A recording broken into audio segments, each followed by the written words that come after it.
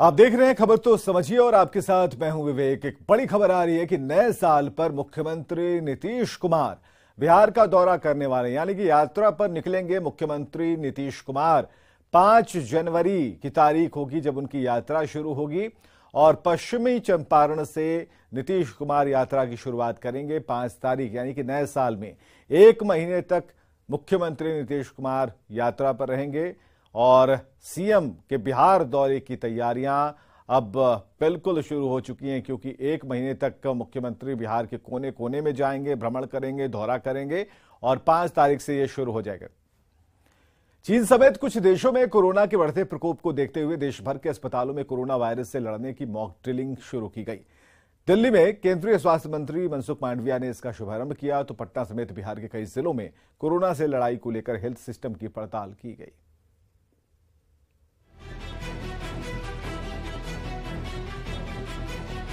चीन में कोरोना के बढ़ते मामले को लेकर केंद्र सरकार अलर्ट मोड पर है।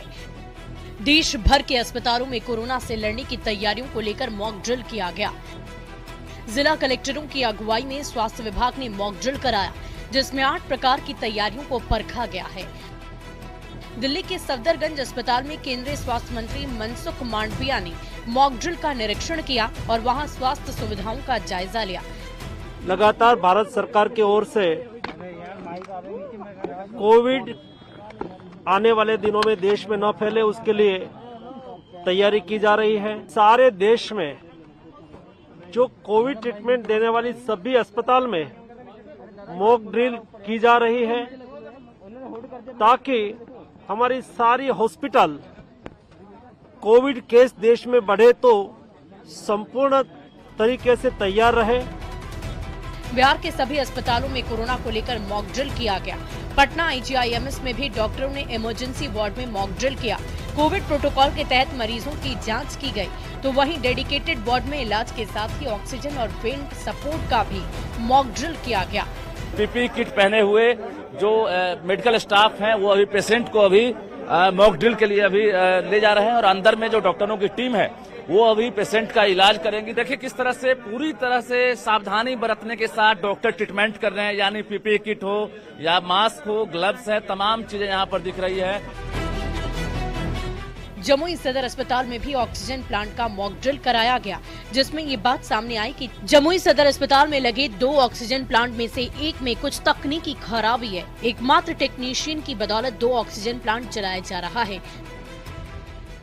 मॉक ड्रिल की बात करें तो मॉक ड्रिल चल रहा है। जहां तक अगर बात करें तो 2 पीएसए प्लांट में 1 पीएसए प्लांट में कुछ तकनीकी कमी आई है, जबकि 1 पीएसए प्लांट जो 500 लीटर प्रति मिनट है वो बेहतर चल रहा है और इसकी जांच की जा रही है। आज से कल तक वो भी रेडी हो जाएगा। बाकी ऑक्सीजन आपूर्ति में किसी भी तरह की कोई बाधा अभी उत्पन्न नहीं हुई है, सब कुछ ठीक सुचारू रूप से चल रहा है। टेक्नीशियन की कमी है यहाँ पर? हाँ, टेक्नीशियन की तो बिल्कुल कमी है, चूंकि एक ही टेक्नीशियन है और 24/7 के अनुसार ये काम कर रहे हैं। कोरोना से युद्ध की जो तैयारी की जा रही है, उसके तहत 8 स्तरों पर मॉक ड्रिल की गई। इसमें अस्पतालों की उपलब्धता, कोविड बेड की उपलब्धता, आइसोलेशन, ऑक्सीजन, आईसीयू, वेंटिलेटर, मानव संसाधनों की उपलब्धता, मानव संसाधन का प्रशिक्षण, रेफरल सुविधाओं की समीक्षा, एम्बुलेंस और लाइफ सपोर्ट सिस्टम की समीक्षा, testing lab, RT-PCR, N95 mask, PPE kit की समीक्षा शामिल है। न्यूज 18 के लिए पटना से रजनीश कुमार और जमुई से केसी कुंदन के साथ ब्यूरो रिपोर्ट। तो कोरोना के मॉक ड्रिल के मायने को समझना जरूरी है। दरअसल चीन समेत कई देशों में कोरोना के नए वेरिएंट ने तबाही मचा रखी है और कोरोना के BF.7 नाम का वेरिएंट बहुत तेजी से फैलता है। एक संक्रमित मरीज 80 लोगों को प्रभावित कर सकता है और इस बेहद खतरनाक वायरस से निपटने की तैयारी भारत में शुरू हो रही है और इसी को लेकर आज देश भर के सरकारी अस्पतालों में मॉक ड्रिल की गई। और समझने वाली बात यह है कि सरकारी अस्पतालों में कोरोना से निपटने की व्यवस्था की जांच की गई। कोरोना की दूसरी लहर ने पूरे देश में तबाही मचा रखी थी। डेल्टा वेरिएंट के बाद स्वास्थ्य महकमे की पोल खुल गई थी। अस्पतालों में ऑक्सीजन, मरीजों के लिए बेड कम ना हो और इलाज में किसी तरह की कमी ना रह जाए, इसी से निपटने की तैयारी शुरू कर दी गई है। कोरोना के खतरे को लेकर देश भर में कराई जा रही है मॉक ड्रिल और स्वास्थ्य मंत्री मनसुख मांडविया ने सफदरजंग अस्पताल का निरीक्षण किया है और तैयारियों का जायजा लिया है।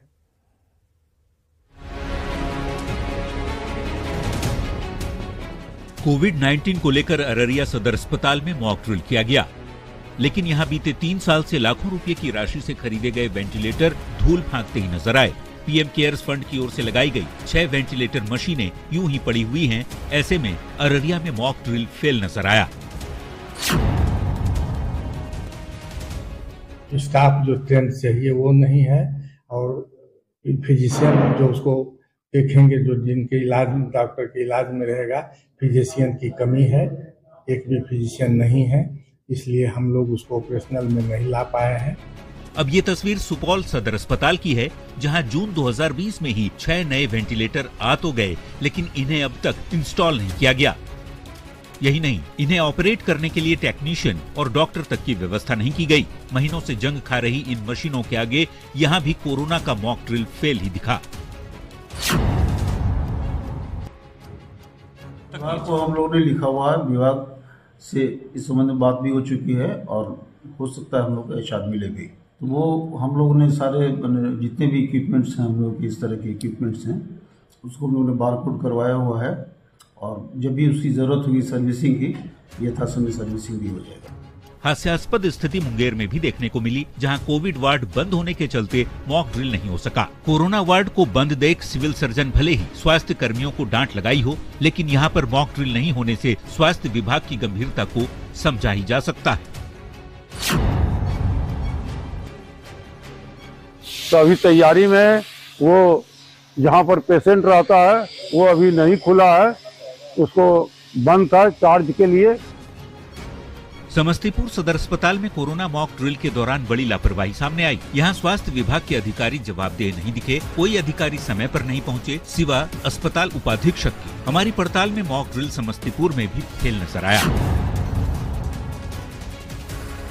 समय हो गया लेकिन कोई भी अधिकारी यहाँ पे नहीं पहुँचे हैं और अस्पताल के एकमात्र खाना पूर्ति के लिए उपाधीक्षक जरूर है, लेकिन जिन अधिकारियों को जिम्मेवारी दी गई थी इस मॉक ड्रिल में आने के लिए वो यहाँ पर नहीं पहुँचे हैं। अभी टाइम तो अधिक हो गया है, तो आ रहे हैं। जो समय था उसमें तो नहीं हो पाया, लेकिन मॉक ड्रिल हो रहा है, मतलब मशीन चल रहा है, हम लोग पूरा व्यवस्था में हैं। यहाँ का स्टाफ, मैनेजर सारे लोग हैं। दरभंगा के सबसे बड़े सरकारी अस्पताल डीएमसीएच में भी कोरोना वार्ड में मॉक ड्रिल होना था। अस्पताल प्रशासन की ओर से तैयारियां पूरी कर ली गई थी, लेकिन डीएम ने बुधवार को होने वाले नगर निकाय चुनाव की तैयारियों में व्यस्तता का हवाला देकर मॉक ड्रिल में शामिल नहीं हुए। अस्पताल अधीक्षक के साथ ही डीएमसीएच के प्रिंसिपल ने ही तैयारियों का जायजा लिया। जाहिर तौर पर जिला प्रशासन ने इस अहम मॉक ड्रिल को गंभीरता से नहीं लिया। मॉनिटर कर रहे हैं, डीएम साहब का फोन आया था, आपने देख लिया, हम थे, प्रिंसिपल साहब थे, हम लोगों ने एक एक चीज का बारीकी से जो है उसका। तो वहीं कोरोना संक्रमण को लेकर सासाराम सदर अस्पताल में भी मॉक ड्रिल किया जाना था, लेकिन इसे लेकर खाना पूर्ति ही की गई। अस्पताल के उपाधीक्षक ने कई वार्ड का निरीक्षण किया और व्यवस्था का जायजा लिया। हमारी पड़ताल में सासाराम में भी मॉक ड्रिल फेल साबित हुआ। Bureau report, news 18। चलिए, मॉक ड्रिल की तस्वीरें आपने देखी। हेल्थ सिस्टम की तहकीकात की गई। कई जिलों से कई तस्वीरें सामने आ रही हैं जो स्वास्थ्य महकमे की पोल खोल रही थी और सरकारी अस्पतालों में कोरोना से लड़ने की तैयारियां हम आपको दिखा रहे थे, जिस पर फेल का मुहर लगा है। तो मॉक ड्रिल के फेल होने के मायने को जरा समझिए। दरअसल बिहार के सभी जिलों के सरकारी अस्पतालों में जांच की गई, तैयारी है कि नहीं है, और कोरोना से निपटने की जो तैयारी थी उसका जायजा लेना बहुत जरूरी था। न्यूज़ 18 ने अस्पतालों में जाकर पड़ताल की और हमारी पड़ताल में बड़ी लापरवाही देखने को मिली और ज्यादातर अस्पतालों में मॉक ड्रिल को लेकर उदासीन रवैया दिखा। यह समझने वाली बात है कि ज्यादातर अस्पतालों में मॉक ड्रिल ही नहीं हुई और कई अस्पतालों में मशीनें अभी भी धूल फांक रही थी। टेक्नीशियन के साथ डॉक्टरों की कमी दिखी है हमें। लाखों की मशीनें बेकार अस्पताल में पड़ी हुई हैं और ऐसे में कोरोना संक्रमित मरीजों का इलाज कैसे होगा, ये सवाल अभी बना हुआ है।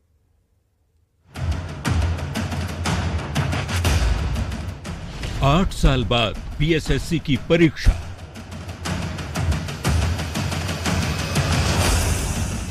करीब 3000 दिनों तक परीक्षा का इंतजार।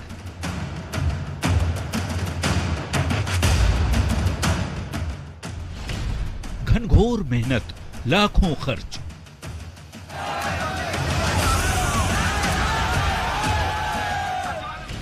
नतीजा पेपर लीक।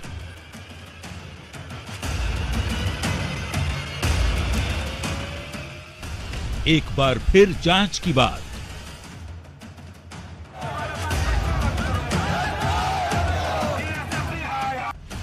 जांच का रोना कब तक? बीएसएससी परीक्षा के पहले चरण के बाद अब दूसरे चरण का जो पेपर है वो भी वायरल हो गया। पेपर लीक की खबर से शिक्षा विभाग में हड़कंप मचा है। शिक्षा मंत्री डॉक्टर चंद्रशेखर ने कहा कि जांच के बाद दूसरे चरण की परीक्षा रद्द होगी और बार बार प्रश्न लीक होने के बाद छात्रों का जो गुस्सा है वो भड़क गया है और सरकार से एक ही सवाल पूछा जा रहा है कि क्या एक इम्तिहान नहीं ले सकते।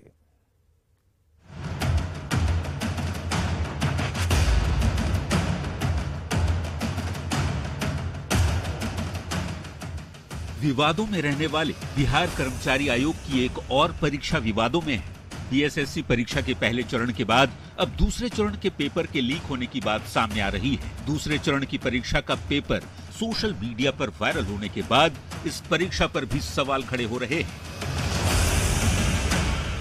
परीक्षा का प्रश्न पत्र और ओएमआर शीट एग्जामिनेशन के बाद सेंटर पर जमा करना होता है, लेकिन सोशल मीडिया पर प्रश्न पत्र वायरल है और इसी को लेकर सवाल खड़े हो रहे हैं। परीक्षार्थियों ने दूसरे चरण की परीक्षा भी अब रद्द करने की मांग की है।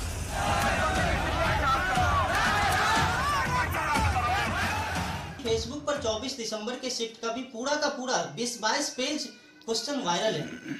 जब उसको हम देखे तो लगा कि मतलब A to Z question same है, सेम क्वेश्चन वायरल है।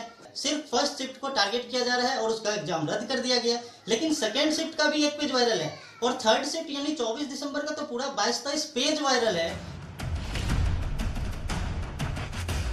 इस बीच बिहार के शिक्षा मंत्री से जब न्यूज 18 ने सवाल पूछा तो उन्होंने पेपर वायरल होने की जानकारी से पहले इनकार किया। हालांकि मामले पर सख्त कार्रवाई का भरोसा जरूर दिया। जांच में सही पाए जाने पर दूसरे चरण की परीक्षा भी रद्द करने की बात कही। ने कहा था जांच का आदेश हुआ, जांच हुई, रद्द हो गई। अब 24 वाला वायरल हो गया, न्यूज 18 खुलासा किया। दो भी चोर पकड़े जाएंगे, रद्द होंगे। आपको लग रहा है? लीजिए, चोर पकड़े जाएंगे, रद्द होंगे। अगर ऐसा है जांच होगी।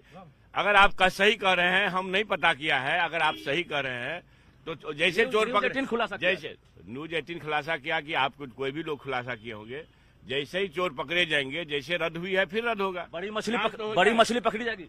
बड़ी से बड़ी मछली पकड़ी जा रही है या पकड़ी जाएगी। शिक्षा मंत्री भले ही कड़े एक्शन लिए जाने की बात कहते हो, लेकिन बिहार में फुल प्रूफ परीक्षाएं क्यों नहीं हो पाती, ये सवाल बेहद गंभीर है। दरअसल बिहार में कोई भी परीक्षा विवादों में ही रहती है। ज्यादातर परीक्षाओं के प्रश्न पत्र लीक हो जाते हैं।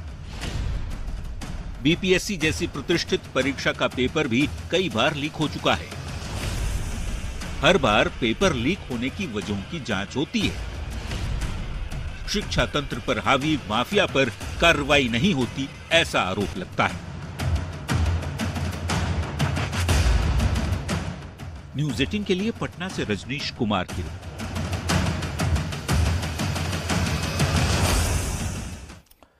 और एक बड़ी खबर हम आपको बता रहे हैं, न्यूज 18 के हाथ ये खबर लगी। बीएसएससी ने 23 दिसंबर को आयोजित परीक्षा का पेपर वायरल होने पर उस दिन की प्रथम पाली की परीक्षा रद्द करने का फैसला लिया, लेकिन दूसरे दिन यानी 24 दिसंबर को भी पहली पाली की परीक्षा का प्रश्न पत्र परीक्षा शुरू होने के 1 घंटे पहले वायरल हो गया था।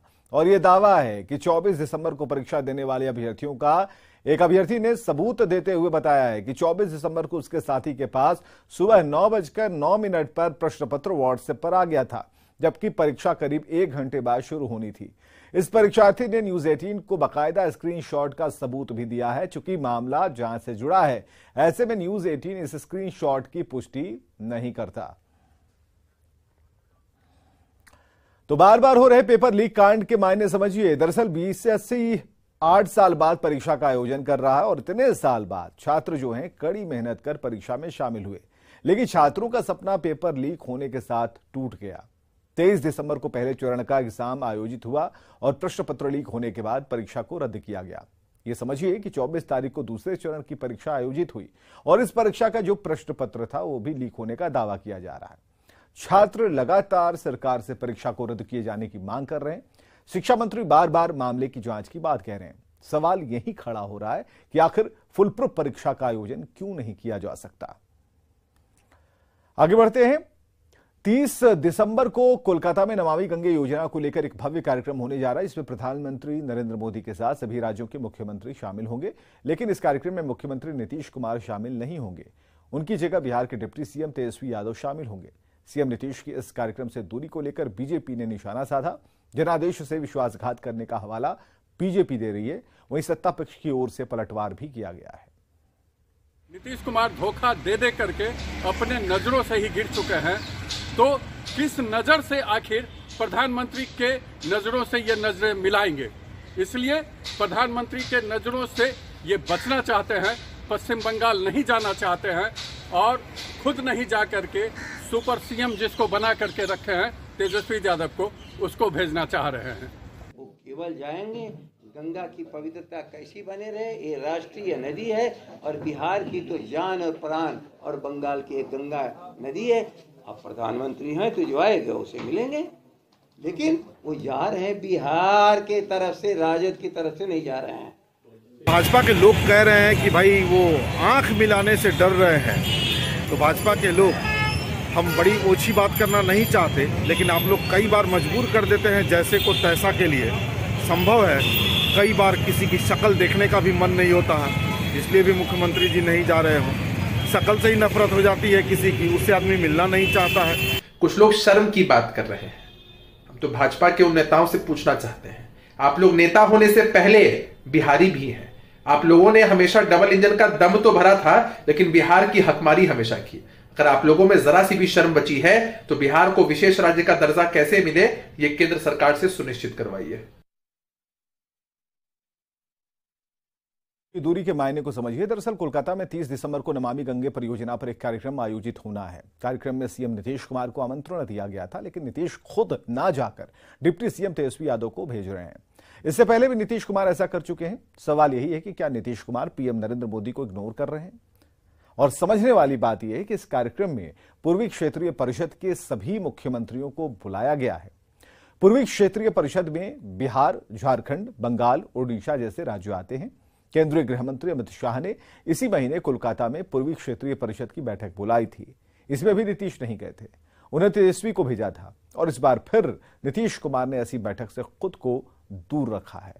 अहम बात जो समझने वाली है, जो जरूरी है, वो ये है कि इस साल अगस्त में एनडीए छोड़कर नीतीश ने महागठबंधन के साथ सरकार बनाई और तब से वो प्रधानमंत्री नरेंद्र मोदी और बीजेपी के बड़े नेताओं से मिलने से परहेज कर रहे हैं। नीतीश की नजर 2024 के लोकसभा चुनाव पर है और विपक्षी दलों को एकजुट करने में नीतीश जुटे हैं। उन्होंने सोनिया, राहुल गांधी, शरद पवार, सीताराम येचुरी, ओम प्रकाश चौटाला जैसे नेताओं से मुलाकात की थी और ऐसे में नीतीश सोची समझी रणनीति के तहत नमामि गंगे कार्यक्रम से खुद को दूर कर रहे हैं। और खबरों में बस इतना ही, लेकिन आप देखिए इस वक्त की हेडलाइन।